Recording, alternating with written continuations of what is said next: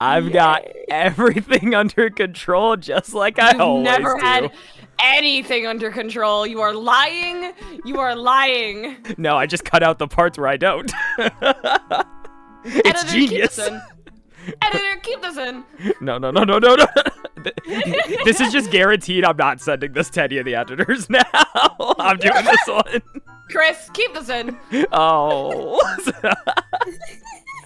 Jesus. Okay, so anyway, today. All right, so today we are going to be talking about the value of every single version 2.x character in Star Rail. We are going to tell you if they still have amazing value today, or if you actually should throw yourself out a window if you have them on your team. Yay! Joining me today again is Nim, here to cause chaos and probably make this recording at least 2 times as long as it would normally be. Thumbs up, that's my job. Yeah, as I said, I wouldn't have it any other way. That's why I invite you. Yes! Yes! I love making things needlessly long, because I can't shut the fuck up! Woo! Alright, anyway. Alright, so we can probably get into it. I actually think this isn't going to be too bad, because version 1.x had like double the characters. Yeah, I was gonna say, the last tier list we also did, we ranked every single character, and that took us like 4 hours. Yeah, surely this is going to be easier. We're going to be fine. We Yeah, got surely. Surely I wouldn't be up for 3 hours. Alright, anyway, so... Alright, we get started off now with good old Sparkle. So the thing about Sparkle is she's really good value for one character. A singular one. Yep. But I don't think that would put her at amazing value at all, because it is literally just Archer, and if you're even thinking about like Danhung, fucking Imbibitor Lune actually still being worth it, you're insane. You're insane. What are you doing? If you're using an Imbibitor Lune main DPS in the year of our Lord 2025, I don't think I trust you with financial decisions, I'm gonna be honest. I was gonna say, you at minimum have E2 if you're clearing anything, so yep. Yeah, that's the thing, I would say still kicking, purely because amazing value's hard when you have one character you're super, super good with, and that character is quote-unquote falling off. Thanks, Preedwin. But thanks, Preedwin! I think this is fair. I'd say she's still kicking, because like she can still be used if you don't have other ADV options, right? Yes. So like if you don't have like a Sunday, Sparkle is still there. If you need skill points, Sparkle is there. I used her with Acheron for the longest fucking time and made her work. So like, and I was still clearing content when Acheron was viable, and she was like my Acheron wasn't E2, she was E0 S1. So like she was still there, you know? It was still fine. Black Swan. So this is hard. The issue is Cyrene. Cyrene, a lot of the time in a Hysilen's team, takes that slot now, from my understanding. Yep. So like, it's like, because I honestly don't know too much about the dot Cyrene thing. I've heard it's very good. I have heard it's very good, very fun. Okay, I mean, that makes sense. But like, E1 Black Swan is really good, and she's not difficult to build. Like, I would say like Black Swan with investment, especially if you just like for some reason are like me and have a Jiaoqiu light cone that you can just give them. Like, very solid unit. But... Yeah, oh boy. Okay, so you play DOT, I play DOT, and I have 2 friends who play DOT. The biggest thing with DOT is the fact that Black Swan is by far the most replaceable member of this squad, because even before Cyrene, you could slot in a Ron May consistently, or a Tribby consistently, or a Robin. Like Ron May, Tribby, Cypher, Robin. Yeah, or it's like even Cypher. I was experimenting with that too. So Black Swan is just, she's very nice because she is a character who exists purely for DOT purposes. So you're not detracting from any of your other teams. But damn, that value when you could just go get Ron May from the Golden Companion shop. Yeah, It's a little yikes, to be honest. Like, I would say that she's probably situational, unless you want to say with investment at E1 or E2, like that she's fine. Because she's very, very replaceable. Because I've definitely been, like, especially in, like, AS for Dot specifically, I've definitely just, like, shoved a Ranmei on there instead before, where I was like, I just want to break this guy faster. Yeah, that's exactly it. Because that's the thing, in the DOT teams, she still performs like this. The problem is that she can be replaced by everything under the sun with similar results, so it kind of drops her to this. My thing is, like, if we're talking purely, is it worth to pull her? I would say no. No, that's exactly it. So I'm going to leave it at situational. Because there are some situations where having more outright damage can be nicer. But overall, no. All right, so, I did include the 4 stars on this list. I love Misha, but Yamcha Death Pose, what are you doing? I'm sorry. I've seen some really dedicated Misha players who are able to clear MOC. And they're scary, but like for the most part, like he doesn't really do anything. Hey, Misha mains though, you're chill. I like you. You're chill. We like you. Yeah. All right. Gallagher. I love Gallagher. I would say he's amazing value personally. However, the issue is Hyacinth is a real character that exists in this game. This one's free. Yeah. that's where the conversation.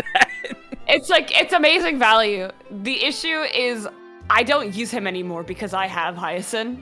Like, I think the only team I ever would use him on is, like, Archer if I'm for some reason running out of skill points. Like, that would be where I slot him in. But even then, Danheng PT just solves the issue for me. Yep. Because I'm autoing every time. Yeah, Gallagher is finally seeing a bit of a dip in his usability, purely because a lot more of this game has started just being, we're not going to CC you, we're not going to hit you with, like, some unbreakable mechanic, we're just going to fucking kill you. Yeah, the issue that I have is if I'm running a Sparkle team, right? Mm-hmm. Sparkle is, like, there is no situation where you should be kicking on Sparkle unless something has gone horrifically wrong. Yep. So I either have to always get my healing from, like, Gallagher's Besotted whenever he uses it, or Gallagher has to waste a skill point on actually healing my Sparkle, and it's like, unless you are on, like, a caster's team where you want to be healing every single time, no matter what, like, it's just, like, you don't really want to be doing that unless, like, again, unless you are casters or you've gotten horrifically CC'd. And to be fair, I never even had this problem that much until recently because it feels like the damage has been cranked up a bunch. Action advancers or non-attacking supports suffer with Gallagher. They suffer. And it's like, during my PvP match against Kevin, I actually opted to use Bailu with my fucking Saber team because it was more efficient. Yup, I mean, I can't blame you. As long as you're not in danger of being CC'd, I could understand why. It was like, genuinely. That's the thing, it was against Ligus, and, like, he could do entanglement, but it really wasn't the worst since it happened so rarely. So it's like, okay, well, I guess I just kind of live with this then. Either way, Gallagher, still pretty good. Good job, buddy. Yeah, Gallagher's amazing. Acheron. Okay, so I want to say Yamcha Death Pose, but simultaneously, I don't think in good conscience I could put her on the same level as Misha. If we say Yamcha Death Pose, we're getting hit with the Yamcha Death Pose. We are in trouble. Okay, so the thing is, right, against very specific MOC bosses, like, she's actually still pretty okay. Like, against the bug, as long as there's not, like, 1 billion damage, against the bug, she's awesome. Nikador kicks Nikador's ass, to be honest. Yeah. Like, the main issue is we need so much damage at this point to keep up, and Acheron is just not there, even with Cypher right now. No. Like, I would say if you have a decent amount of investment with Acheron, it's fine. But the issue is, even with investment, E2 doesn't really do that. Like, Acheron's E2 is really weird. So here's the thing, actually. This is what I was talking about recently. I had this talk in my server. Acheron is a character, like, if I was going to put her anywhere, I'm going to put her here. However, I want to clarify something very specific. You don't invest in Acheron. That's yeah, the you secret. invest in her supports. Correct. Yeah, you invest in Acheron's supports. You get like a Jiaoqiu, you get a Cypher. Like, it's... Genuinely, like, there is so little reason to invest in Acheron herself unless you just get the luckiest double of your life to get E2. My thing is, even with E2 is really weird because it's kind of counterintuitive to like how she's supposed to be played. Yep. Because you need debuffers to apply debuffs so she can stack. So like, if you take one of those away, suddenly you're not stacking as much, which means either you have to play like 100% ADV, right? So she can stack herself, so like Sunday, which is still very good, mind you. Yes. Or like, you just kind of suffer with like, but you do like more damage per ult. So it's like it's like a weird thing where you're kind of going against yourself. And like, that's not to say E2 is like bad. I wouldn't call it bad. I would just call it counterintuitive to her own design, which makes it like a weird almost side grade, but not. Like, I don't know how to describe it. It's just so strange. It's always like hindsight bias, obviously, where it's like, oh yeah, you obviously shouldn't have gotten Acheron E2 when you could just get Silverwolf E2 or you could get a Cypher E2. Obviously, it's hindsight bias, but genuinely, if you want to play Acheron nowadays, that is deadass the best choice to make, is get a Silverwolf E2 because that turns her into God's gift to energy. Her rotations are going to be disgusting. You're going to be pumping out debuffs. And then you get E2 Cypher, which turns her into a much higher damage amp, and it greatly increases the damage she will be doing. Then, not to mention also with E1 on top of that, you're debuffing even more from my understanding. So, like overall, you're doing insane work if you get higher level supports for Acheron. And Acheron is still going to be doing a lot of your damage, but her damage is just going to be way more meaningful. And that's why you invest in the teammates rather than the main DPS. Acheron's just a confusing case nowadays where it's like, she can still be good. It's just not universally, which is probably for the best. Yeah. Oh, well. Anyway, all right. Aventurine. I think he's in the situation of he's still kicking, Yep. but like, there's better options. He's like, yeah, it's like right there. There's better options to have, but if you have an Aventurine, there's like, if you have an Aventurine and you don't have another sustain, there's no reason to like not slap him on.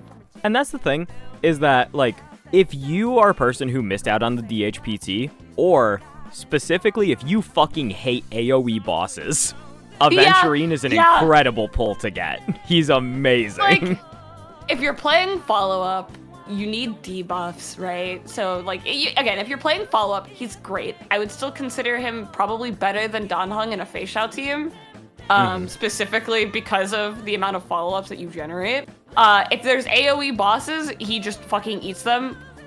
Fucking El Hule, we fucking hate you. Yeah, no, Hule's a joke if you have Aventurine on your account, I'm gonna be honest. Yeah, it's like you're not dying at minimum. You would need to have the worst Aventurine build known to man to actually like feel danger in a Hule fight. God, yeah. I do remember though, whenever Aquila came out, whenever I was doing Aquila for the first time, it just kind of like happened where you just started taking ungodly amounts of damage and you were just like, what? Why am I taking all this damage suddenly? Because it wasn't like AoE damage that he could just shrug off. It was just like, this guy dies now. Yeah, no, you're like, getting fucked. You're getting actually fucked. They're gonna target one dude and blow them up. And you can do nothing about it. It's so ass. And then the HP scaling meta has not really helped him, but I think now that Amphorius is over, I have a feeling Aventurine stocks are gonna be going back up again. It's like my god, English. They'll either be going back up, right, or they will at least remain where they are. I don't think he's going to suddenly lose value. Yeah, unless for some reason the damage just scales out of control. Like, where even like Hyacinth is somehow struggling, which, God. This is Honkai Star Rail. anything's possible in the worst ways. Yeah, exactly. It's like, you know. Overall, though, I think he's definitely a solid pull still. And especially sustains just have higher value, I feel. All right. Oh, Harmony Okay, MC. RMC exists, though, is, like, the issue. And like, Break is one of free. the worst archetypes in the game right now. I have unironically done more damage by using a true damage thing on Firefly than sometimes whenever she's breaking. So... Oh, I feel really bad, but I'm just gonna do it.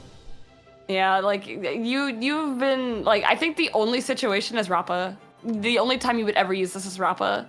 That's generous. So... That's still generous. Yeah, because even then, like, a lot of times with Rappa, you just play Fugue on me, and you're fine. Yeah. There's like niche rotations that you can do with Rappa for the most part, where like if you need to do like DDD spam, you can replace Fugue in that team.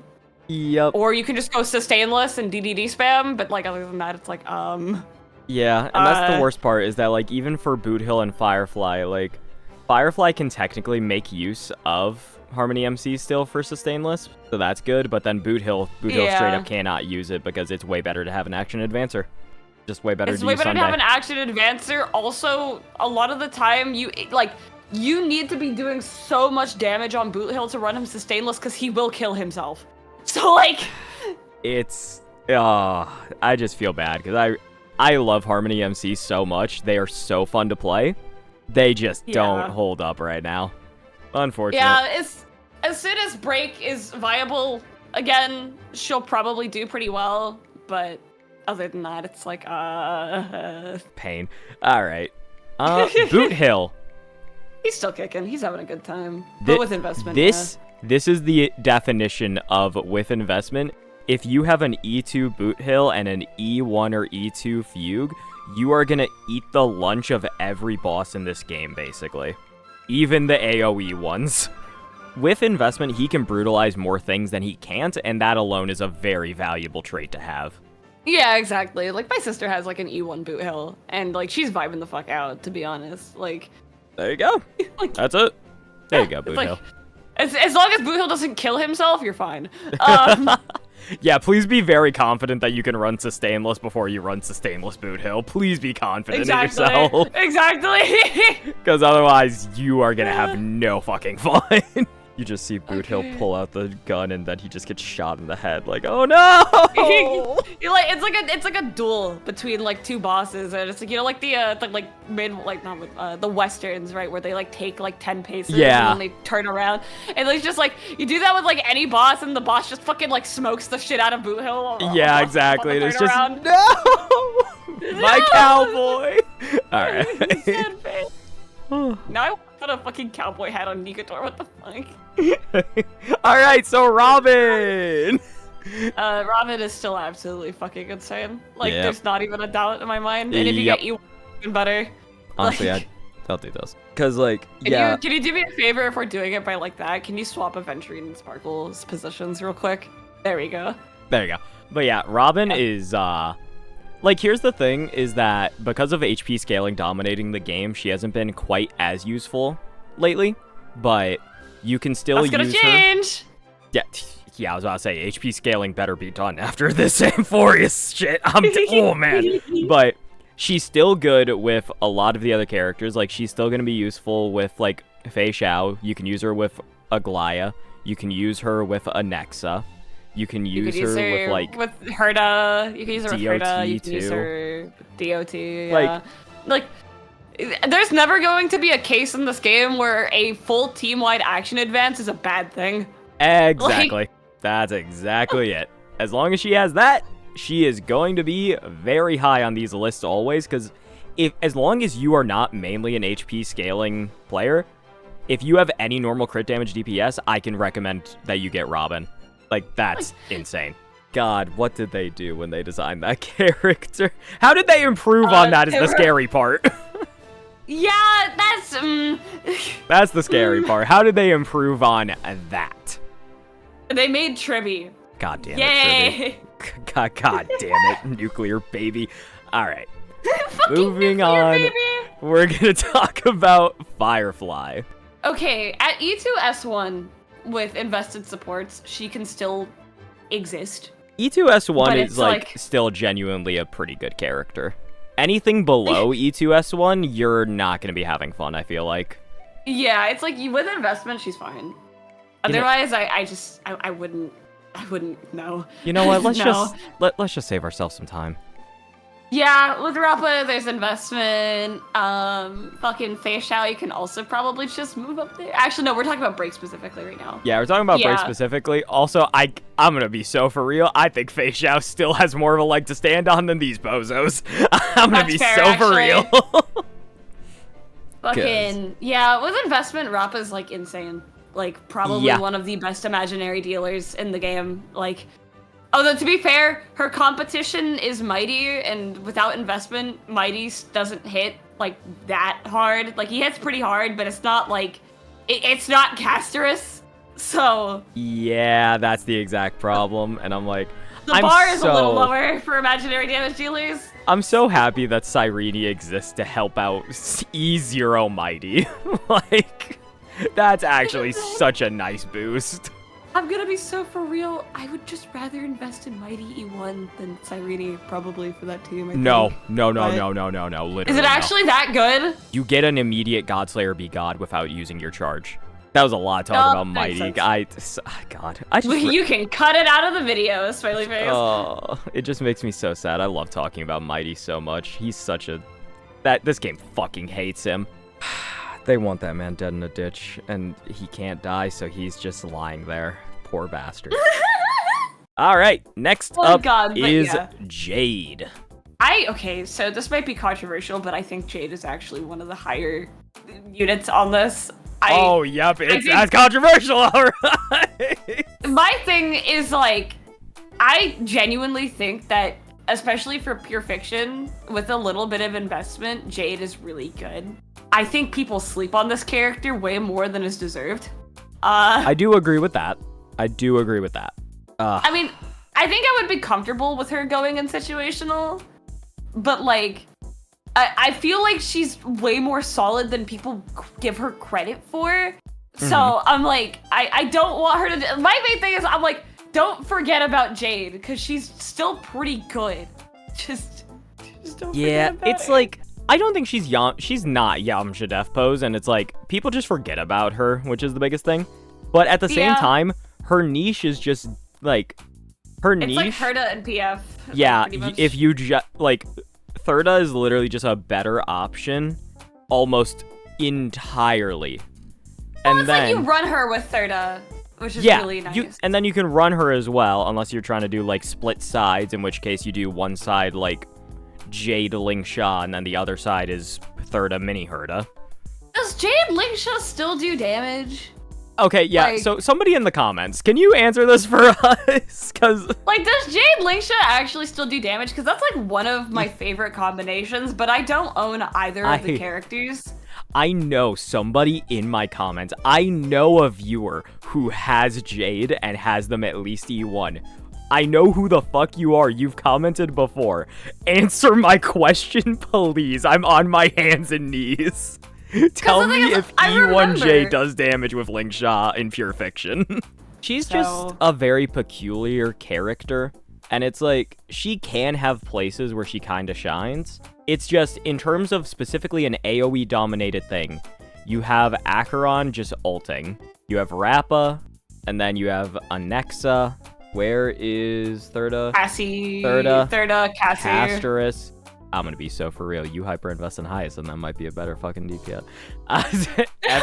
Evernight does There's really a well lot in of AoE. There's a lot of in competition, Forest. and it's way harder for me to recommend Jade over most of those other characters because of Oh, the fact yeah. that it's like, if you just get Evernight, you get an AoE character, and you can probably still clear Memory of Chaos in 5 cycles. That I think sucks. it's one of the things. I think it's one of the things where it's like, I would never say having Jade on your account is bad, which is That's a fair point. I'll give you that. good.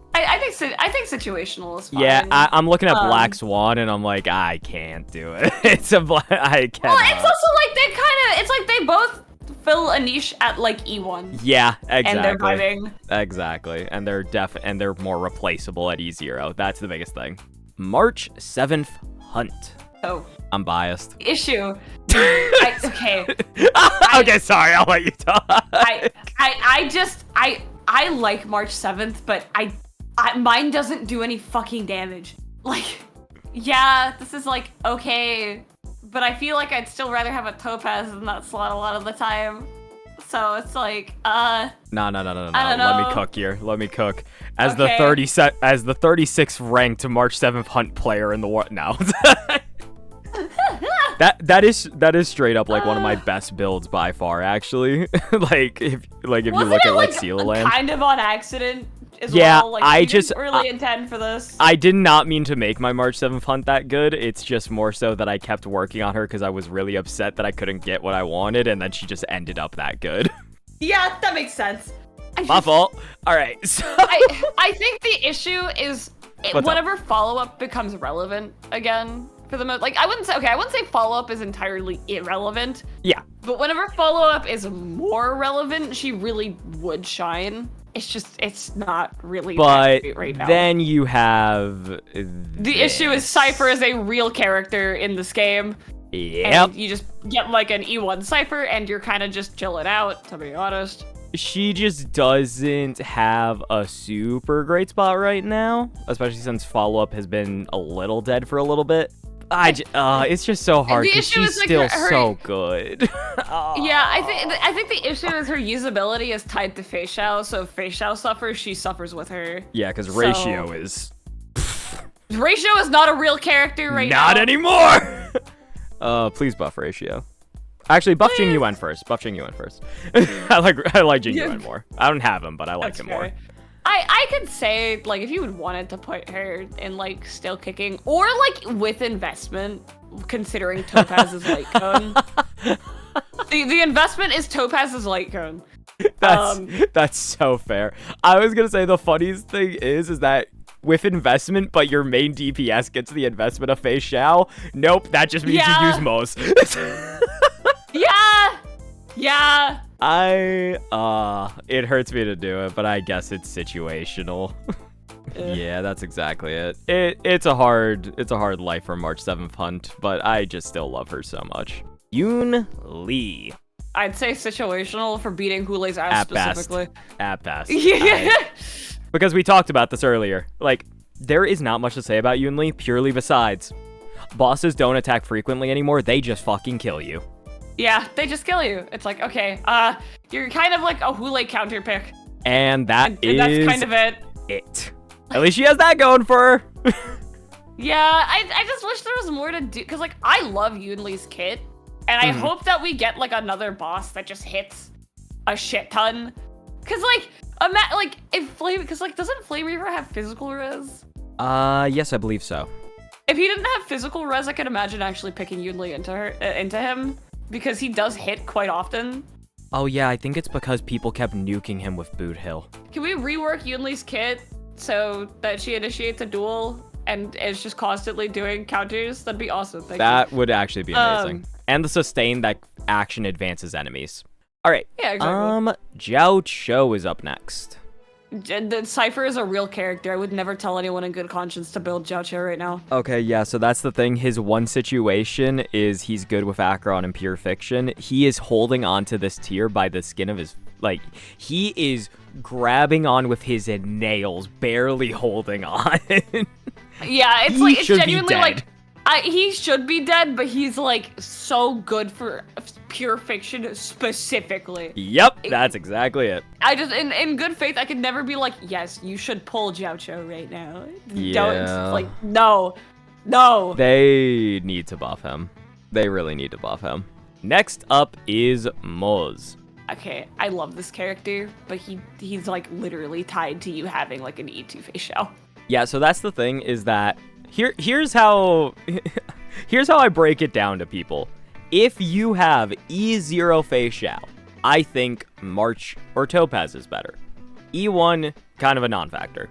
E2 Feixiao, because E2 Feixiao gets a charge of Flying Aureus every follow-up attack.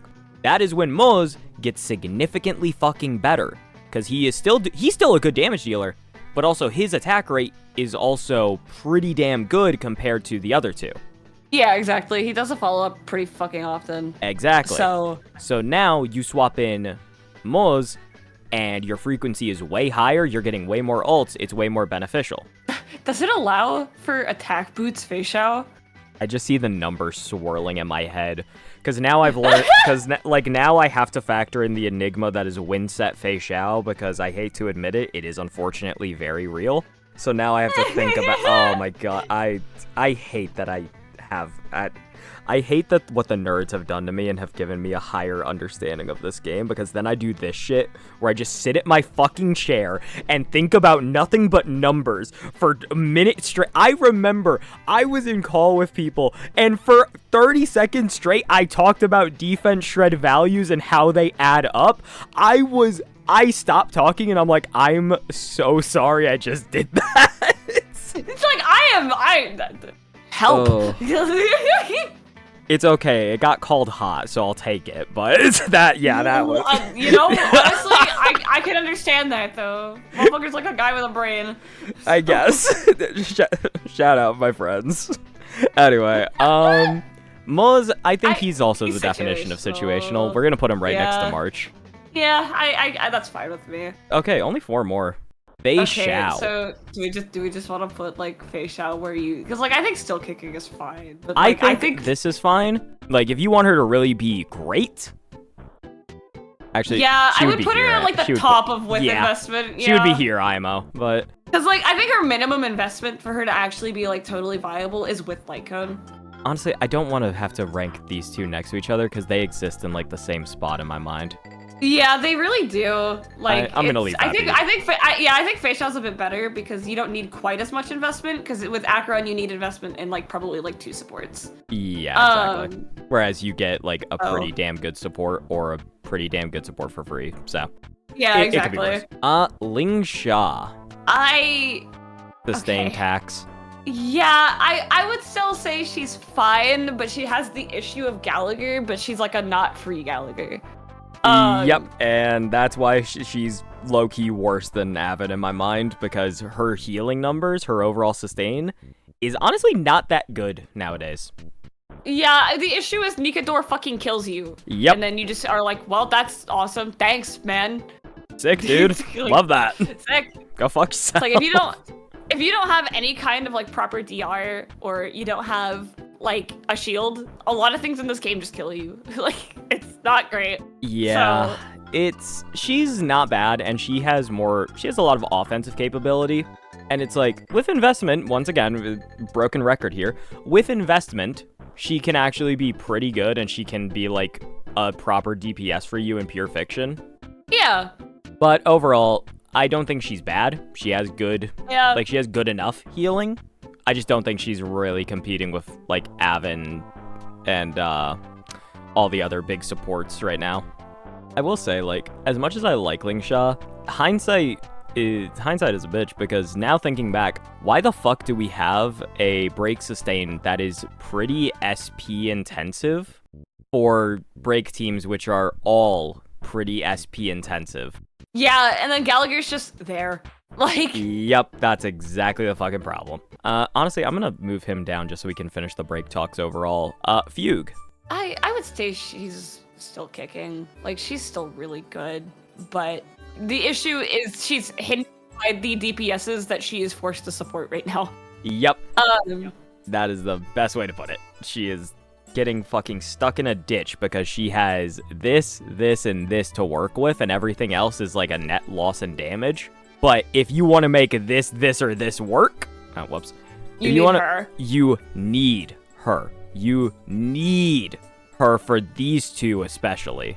Firefly. Yeah, Firefly can get away with it. But even then, like, she still really wants it. And then she's just so, she's so good. She does so much for the break teams. She's higher than them because she is the investment. That's the best way to put it. She's the investment. But, like, again, as soon as there's a break DPS worth shit, like, she goes so much higher. All right, and last but not least, Sunday. He goes on the top of everything. He is all right, guys, so thank you so much for watching. I appreciate it. Make sure to like, comment, and subscribe. Oh my god. I mean, genuinely, it's like, I like to explain why characters are good. I genuinely feel like everybody knows why Sunday's good. 20% crit rate. He regenerates your energy. He gives a good damage boost. He gives a 100% action advance. And if you can get his light cone, it's one of the freaking best light cones in the game. You get just free skill points by doing your job. He is the best character to come out of 2.x. And shockingly, he was the second to last one. Wow, how's that work out? He's the best ADV for Boothill. He's skill point, like, he is a skill point generator. It is insane. There's not a single part of his kit that is just like, wow, this is not useful for someone. Like, it's like, yeah. Like, the only characters where I'd be like, maybe don't necessarily bring Sunday is like characters that don't have, like, even, I can't even say that, because like the unique ultimates, like fucking E2 Acheron, he's insane for. So it's like a jack of all trades design, but they just let him do everything at such a high level that it doesn't matter. Yeah, like, I think this is a good tier list. Even if my explanations for why people are in certain spots are kind of shit, because I can't fucking speak, I think they all belong in their spots. I think this is really accurate, and if people try and get mad about, like, oh, well, you can use Jade in this specific, like, situational, and then we've won. It's fine. We've won. Yeah, so, it's fine. Exactly. Cut this out of the video. Chris, cut this out of the video. All right. Well, thank you all for watching. Appreciate it, and thank you, Nim, for joining. It was a good time. Good time. And we're only at an hour 3. Pretty good. Pretty good for us. That's not bad, honestly. Honestly, I will take that.